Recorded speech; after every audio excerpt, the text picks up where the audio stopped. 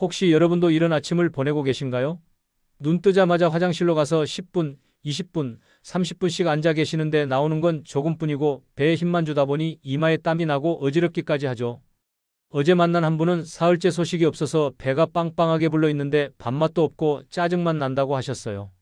손주 생일 파티 가려고 했는데 아침부터 화장실에서 1시간을 보내다가 결국 약속을 취소하셨대요. 창피하고 미안하고 속상한 마음이 한꺼번에 밀려왔다고 하시더라고요. 또 다른 분은 교회 가는 것도 복지관 가는 것도 불안해서 집에만 계신다고 했습니다. 밖에 나갔다가 갑자기 배가 아프면 어쩌나 하는 걱정 때문이래요. 여행은 꿈도 못 꾸죠. 가기 전날 밤부터 화장실 걱정에 잠을 설치게 되니까요. 이게 바로 3일 이상 변비를 겪는 60대 이상 어르신 10명 중 7명이 실제로 경험하는 일상입니다. 여러분만 이런 게 아니에요. 저는 30년 동안 장 기능과 식지방 대사를 연구해온 박사 오혜진입니다. 현장에서 수백 분의 고민을 들어왔고 작은 습관 하나로 아침이 완전히 달라지는 과정을 직접 봐왔습니다. 오늘은 비용 한 푼 안 들이고 집에서 내일 아침부터 바로 시작할 수 있는 방법을 알려드릴게요. 변비약 먹으면 그날은 해결되지만 다음날 또 막히고 유산균 챙겨 먹어도 별 차이 없고 물 2리터씩 마셔도 그대로잖아요. 이유가 있습니다. 장의 신호 자체가 꺼져 있기 때문이에요. 신호를 다시 켜는 열쇠는 여러분이 생각하시는 것보다 훨씬 간단합니다. 오늘 이 이야기를 끝까지 들으시면 내일 아침부터 당장 바꿔볼 수 있어요. 혹시 지금 이 순간에도 배가 더부룩하고 불편하신가요? 현재 변비로 힘드신 분들 댓글에 일 남겨주세요. 작은 누나가 어느 날 새벽에 전화를 했습니다. 목소리가 지쳐 있더라고요. 누나는 아침마다 샐러드만 먹고 커피를 두세 잔씩 마셨는데도 사흘씩 소식이 없다고 했습니다. 물도 하루 2리터씩 마시고 바나나에 사과에 고구마까지 챙겨 먹는데 전혀 나아지지 않는다면서 이제 뭘 더 해야 할지 모르겠다고 했죠. 요가도 빠지고 친구 만나는 것도 미루게 되고 집에만 있게 된다고 하더라고요. 지인 김현수 69세님도 비슷했습니다. 늘 물병을 붙들고 다니시고 산책도 매일 하시는데 배는 딱딱하고 오후만 되면 가스 때문에 허리가 뻐근하다고 하셨어요. 저녁엔 배가 불러서 옷이 끼고 밤엔 잠도 설친다고 하세요. 혹시 여러분도 이런 경험 있으시죠? TV보다 배가 신경 쓰이고 장 보러 나가면 화장실 걱정부터 되고요. 이게 변비가 주는 진짜 고통입니다. 두 분 다 정말 열심히 노력하셨는데 방향이 조금 빗나가 있었던 겁니다. 제가 제안한 건 간단했어요. 아침 공복에 따뜻한 물 한 컵에 산미와 미네랄을 살짝 더하고 좋은 지방을 한 숟가락 넣어서 장의 신호를 보내자는 것이었죠. 섬유질이나 물이 문제가 아니라 신호가 문제였던 거예요. 장은 물만 많이 들어온다고 깨어나지 않습니다.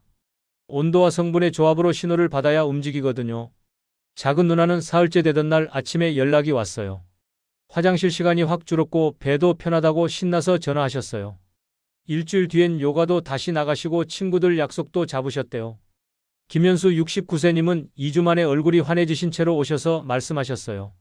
오후 더부룩함이 절반 이하로 줄고 저녁 배 팽만감도 거의 사라졌고 밤에 푹 잘 수 있게 됐다고요. 물론 사람마다 반응 속도는 다릅니다. 이틀 만에 변화를 느끼는 분도 있고 일주일 걸리는 분도 있어요. 중요한 건 결과를 조급하게 재촉하는 게 아니라 몸의 리듬을 다시 켜는 데 집중하는 겁니다. 혹시 아직 구독과 좋아요를 누르지 않으셨다면 지금 바로 눌러주세요. 이 채널은 여러분의 건강한 노년을 진심으로 응원합니다. 끝까지 보지 않으시면 가장 핵심적인 실천법을 놓치게 되고 지금까지의 노력이 계속 헛수고가 될 수 있어요. 마지막에 나올 단 하나의 습관이 모든 것을 바꿀 수 있습니다. 이제 어떤 습관이 장을 멈추게 하고 무엇으로 다시 켤 수 있는지 하나씩 짚어볼게요. 아침 첫 끼가 차갑고 단단하면 위산 신호가 약해져서 이어지는 담즙 분비랑 장 운동이 같이 둔해집니다. 위장은 따뜻한 자극을 받아야 본격적으로 깨어나는데 차가운 물이나 냉장고에서 바로 꺼낸 음식으로 시작하면 신호 전달이 느려지는 거예요. 국내 소아생리연구소와 유럽 영양학회 자료를 보면 따뜻한 음료가 위 배출 속도를 부드럽게 돕고 장 운동 시작 시간을 앞당긴다는 보고가 여러 건 나와 있습니다. 박영수 68세님은 매일 아침 얼음물 한 컵이랑 생샐러드로 시작하셨는데 오전 내내 속이 더부룩하고 무거운 느낌이 계속됐다고 하세요. 점심 먹기 전까지 소화가 안 된 느낌이 남아 있어서 식사량도 줄일 수밖에 없었다고 하셨어요. 제가 제안드린 건 미지근한 물 한 컵으로 아침을 시작하고 거기에 레몬즙을 작은 스푼 하나 정도 더해서 산미를 살짝 주는 방식이었습니다. 신맛이 위산 분비를 자극하고 그게 연쇄적으로 담즙과 장 운동까지 이어지거든요. 급히 벌컥벌컥 들이키지 말고 앉아서 천천히 마시는 게 중요합니다. 한 모금씩 입에 머금었다가 삼키면 온도 자극도 더 부드럽게 전달돼요. 속쓰림이 있으신 분들은 물 온도를 체온보다 조금 더 높게 올려서 마시면 도움이 됩니다. 너무 뜨거우면 식도에 자극이 될 수 있으니 미지근하게 조절하세요. 여러분의 아침 첫 모금은 지금 차갑나요? 따뜻한가요? 장세포는 단세지방산을 에너지원으로 정말 잘 씁니다. 특히 부티르산 같은 성분은 장 점막세포가 가장 선호하는 연료인데 식단에서 지방을 과하게 줄이면 이 연료 공급이 끊겨서 장 리듬이 무뎌지는 거죠. 많은 분들이 건강을 위해 지방을 최대한 줄이려고 하시는데 장 건강 측면에서 보면 오히려 역효과가 날 수 있어요. 장내 환경을 연구한 여러 논문을 보면 부티르산이 장 점막 에너지 대사를 활성화하고 장 운동을 촉진하는 데 중요한 역할을 한다는 결과가 다수 보고돼 있습니다. 정은아 72세님은 몇 년 동안 저지방 식단을 정말 철저하게 유지하셨던 분이에요. 기름기는 거의 안 드시고 삶거나 찐 음식 위주로만 드셨는데 어느 순간부터 변이 딱딱하게 굳어지고 나오기가 너무 힘들어지셨다고 해요. 제가 아침에 기버터를 반 티스푼부터 시작해 보시라고 권해드렸습니다. 처음엔 걱정이 많으셨죠? 지방 먹으면 콜레스테롤 올라가는 거 아니냐고요. 하지만 소량의 좋은 지방은 장 신호를 켜는 스위치 역할을 하고 지용성 영양소 흡수에도 필수적이에요. 정은아 72세님은 반 티스푼으로 시작해서 일주일 정도 지나니 몸이 편해지는 느낌을 받으셨고 그 뒤로 한 티스푼까지 늘리셨는데 변의 상태가 확실히 부드러워졌다고 하셨습니다. 지질 관리가 필요하신 분들은 양을 천천히 올리고 다른 음식에서 들어오는 지방은 조금 줄여서 전체 균형을 맞추시는 게 좋습니다.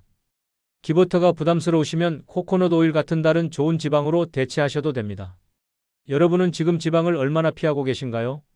물은 분명히 중요한 기본입니다. 하지만 신호를 켤 진짜 열쇠는 단순히 물의 양이 아니라 미네랄과 산미 그리고 지방의 조합에 있어요.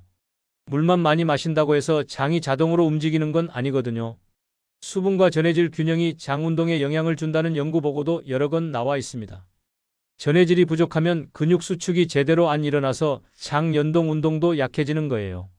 김현수 69세님은 하루에 물을 2리터 넘게 드셨는데도 오후만 되면 가스가 더 심해지고 배가 빵빵해지셔서 정말 고민이셨어요. 물을 많이 마시는데 왜 오히려 불편한 증상이 늘어나는지 이해가 안 되신 거죠. 제가 권해드린 방법은 미지근한 물에 레몬즙 작은 스푼 하나랑 미네랄이 들어간 천일염이나 히말라야 소금을 한 꼬집만 더해서 마시는 거였습니다. 산미가 위산 분비를 자극하고 미네랄이 전해질 균형을 잡아주면서 장 근육이 제대로 수축할 수 있는 환경이 만들어지는 거예요. 김현수 69세님은 이 조합으로 바꾸신 뒤로 일주일 만에 오후 가스가 확연히 줄었다고 하셨습니다. 신장 기능이 약하시거나 혈압 관리가 필요하신 분들은 소금 양을 더 줄이시고 가능하면 전문가와 상담해서 본인에게 맞는 양을 조절하셔야 합니다. 레몬 대신 라임이나 자몽을 쓰셔도 되고 소금이 부담스러우면 천연 미네랄 워터를 활용하는 것도 방법입니다.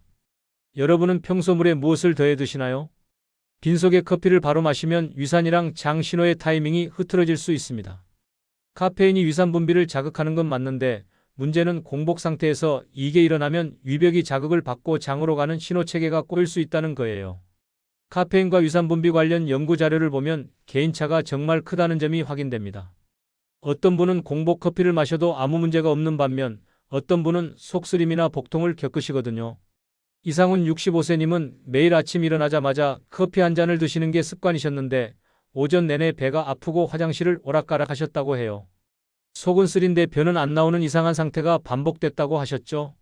제가 제안드린 건 공복 커피를 끊고 아침 조합을 먼저 드신 뒤에 커피를 즐기는 방식이었습니다. 조합을 드시고 최소 30분 정도는 두신 뒤에 커피를 마시면 위장이 이미 준비된 상태라서 자극이 훨씬 부드럽게 받아들여져요. 이상훈 65세님은 이렇게 순서를 바꾸신 지 사흘 만에 오전 배앓이가 확 줄었다고 하셨습니다. 커피 자체를 끊으실 필요는 없어요. 타이밍만 조절하시면 됩니다. 속이 민감하신 분들은 산미가 낮은 원두를 선택하시고 양도 소량만 드시는 게 좋습니다. 진하게 내린 커피 한 잔보다는 연하게 내린 커피를 천천히 즐기시는 게 더 편할 수 있어요. 여러분은 커피를 지금 언제 드시나요? 씹는 시간이 짧으면 위로 가는 신호가 약해지고 가스가 늘어납니다. 음식을 충분히 씹지 않고 삼키면 큰 덩어리가 위장에 들어가서 소화 시간이 길어지고 그 과정에서 발효가 일어나면서 가스가 많이 생기는 거예요. 천천히 씹는 게 포만감 형성이랑 위 배출 속도 조절에 긍정적이라는 연구 결과도 많이 나와 있습니다. 씹는 동안 침이 분비되면서 소화효소가 음식과 섞이고 그게 위장에서의 소화 부담을 줄여주거든요. 오지은 66세님은 아침마다 시간이 없어서 식사를 5분 만에 끝내셨던 분이에요. 대충 몇 번 씹고 바로 삼키다 보니 오후만 되면 배가 빵빵하고 통증까지 느껴지셨다고 해요. 제가 한 숟가락당 최소 10번 이상 씹기부터 시작해 보시라고 권해드렸습니다. 처음엔 답답하게 느껴지실 수 있어요. 지금까지 빨리 먹는 게 습관이었으니까요. 하지만 일주일 정도 의식적으로 천천히 씹다 보면 몸이 적응하고 오히려 그게 더 편한 방식이라는 걸 느끼게 되세요.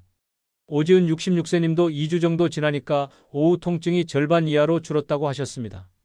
식사 중에 스마트폰 보거나 TV 보는 것도 가능하면 줄이시는 게 좋아요. 화면에 집중하다 보면 무의식적으로 빨리 먹게 되거든요. 식사 시간만큼은 음식과 내 몸에 집중하는 시간으로 만들어 보세요. 여러분의 씹는 횟수는 평균 몇 번 정도인가요? 아침에 신호를 받고 나서 가벼운 움직임을 더하면 장 리듬이 훨씬 강화됩니다. 중력의 도움을 받고 복부 근육이 자연스럽게 수축하면서 장 내용물이 아래로 이동하는 걸 도와주거든요. 가벼운 보행이 장 통과 시간을 단축하고 변비 증상을 완화한다는 보고도 여러 건 나와 있어요. 누워있거나 앉아만 있으면 중력의 도움을 못 받으니까 장 운동이 느려질 수밖에 없습니다. 최미라 70세님은 아침 조합을 드신 뒤에 집안 한 바퀴만 천천히 도셨는데도 변이가 규칙적으로 돌아왔다고 하세요. 거창한 운동이 아니어도 괜찮아요. 집안을 천천히 걷거나 창가에서 가벼운 스트레칭을 하는 것만으로도 충분합니다. 아침 조합 드시고 10분 정도만 움직여 보세요. 복부를 과하게 압박하는 운동은 오히려 불편할 수 있으니 피하시고 부드럽게 허리를 돌리거나 제자리에서 발을 천천히 올리는 정도면 됩니다. 날씨가 좋으면 밖에 나가서 가볍게 산책하시는 것도 좋아요. 햇빛을 쬐면 기분도 좋아지고 몸의 리듬도 정리되는 느낌을 받으실 거예요. 여러분은 아침에 보통 몇 분 정도 움직이시나요? 이제 이 신호들을 실제로 켜는 확장본 조합과 실천 체크리스트를 하나씩 정리해 드릴게요. 준비는 단순할수록 좋습니다. 컵 하나, 티스푼 하나, 재료 3가지면 충분해요. 복잡하게 생각하지 마시고 일단 시작해 보시는 게 중요합니다. 새로운 루틴은 처음부터 완벽하게 하려고 하지 마시고 적은 양으로 시작해서 일주일 정도 기록하면서 몸의 반응을 관찰해 보세요. 미지근한 물 한 컵에 레몬즙 작은 스푼 하나랑 미네랄 소금 한 꼬집을 녹이는 것부터 시작하시면 됩니다. 레몬이 없으면 라임이나 식초 몇 방울로 대체하셔도 괜찮아요. 중요한 건 산미를 더해서 위산 신호를 켜는 거예요. 미네랄 소금은 천일염이나 히말라야 소금을 쓰시면 되는데 정제염보다는 미네랄 성분이 남아있는 소금을 추천드립니다. 물 온도는 체온보다 약간 높은 정도로 맞추시고 너무 뜨거우면 식도에 자극이 될 수 있으니 주의하세요. 준비할 컵은 따뜻한 물을 담았을 때 손으로 들 수 있을 정도의 온도를 유지할 수 있는 컵이 좋습니다. 오늘 아침 컵은 벌써 준비되셨나요? 좋은 지방은 장 신호를 켜는 스위치 역할을 합니다. 지방이 십이지장에 들어가면 담즙 분비가 시작되고 그게 장 운동의 신호가 되거든요. 처음엔 기버터 반 티스푼으로 시작하시는 게 안전합니다. 기버터는 버터에서 유청이랑 수분을 제거한 순수한 지방이라서 소화가 편하고 유당 민감도가 낮은 분들도 비교적 부담 없이 드실 수 있어요. 위가 편하시면 일주일 뒤쯤 한 티스푼으로 천천히 올려보세요. 유제품 자체에 민감하신 분들은 코코넛 오일이나 MCT 오일로 대체하시면 됩니다. 음료에 지방을 넣으면 처음엔 기름이 둥둥 뜨는데 티스푼으로 저으면서 천천히 녹여주시면 됩니다. 완전히 녹지 않아도 괜찮으니 그냥 천천히 마시면 돼요. 느끼하다고 느껴지면 따뜻한 물을 몇 모금 더 드시면서 입을 헹구듯이 마시면 편합니다. 지방을 처음 시도하시는 분들은 몸이 적응하는 시간이 필요해요. 하루 이틀 사이의 결과를 기대하지 마시고 최소 일주일은 꾸준히 해보시면서 몸의 변화를 관찰하세요. 반 티스푼부터 천천히 시도해볼까요? 담낭을 제거하셨거나 지방 소화에 민감하신 분들은 더 천천히 가셔야 합니다. 담낭이 없으면 담즙이 한 번에 많이 나오지 못하고 조금씩 흘러나오기 때문에 지방을 한꺼번에 많이 드시면 소화가 잘 안 될 수 있어요. 처음 며칠은 하루 걸러 한 번씩 실시하시거나 양을 4분의 1 티스푼 정도로 정말 소량부터 시작하시는 게 안전합니다. 레몬물만 먼저 3일 정도 드셔서 몸이 적응하는 시간을 주시고 그 이후에 소량의 지방을 천천히 합쳐보세요. 급하게 양을 늘리지 마시고 2주 정도는 같은 양을 유지하면서 몸의 반응을 지켜보는 게 좋습니다. 복통이나 설사 같은 증상이 생기면 즉시 양을 줄이거나 며칠 쉬었다가 다시 시도하세요. 지방 소화 관련해서 특별히 진단받은 질환이 있으시면 전문가와 상담 후에 시작하시는 게 가장 안전합니다. 나에게 맞는 출발선이 어디인지 생각해 보셨나요? 커피 타이밍을 조절하는 게 정말 중요합니다. 커피를 끊으라는 게 아니라 순서를 바꾸는 거예요. 공복 카페인을 피하시고 아침 조합을 드신 뒤 최소 30분 정도는 두세요. 그 시간 동안 위장이 준비 운동을 마치고 본격적으로 가동되기 시작하거든요. 조합을 드신 뒤에 집안을 가볍게 걷거나 창가에서 스트레칭을 하시고 돌아와서 커피를 소량 즐기시면 됩니다. 커피를 꼭 드셔야 하는 분들은 산미가 낮은 원두를 선택하시고 진하게 내리지 마시고 조금 연하게 내려서 드시는 게 속에 부담이 덜 갑니다. 우유나 두유를 조금 섞어서 라떼 형태로 드시는 것도 방법이에요.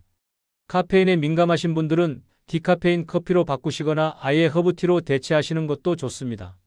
커피 시간을 30분만 미뤄볼 준비 되셨나요? 화장실 신호는 약속처럼 정해두시는 게 좋습니다. 우리 몸은 규칙을 좋아해요. 같은 시간에 같은 행동을 반복하면 몸이 그걸 기억하고 자동으로 준비하게 됩니다. 서두르지 않고 화장실에서 5분 정도만 편하게 앉아 계세요.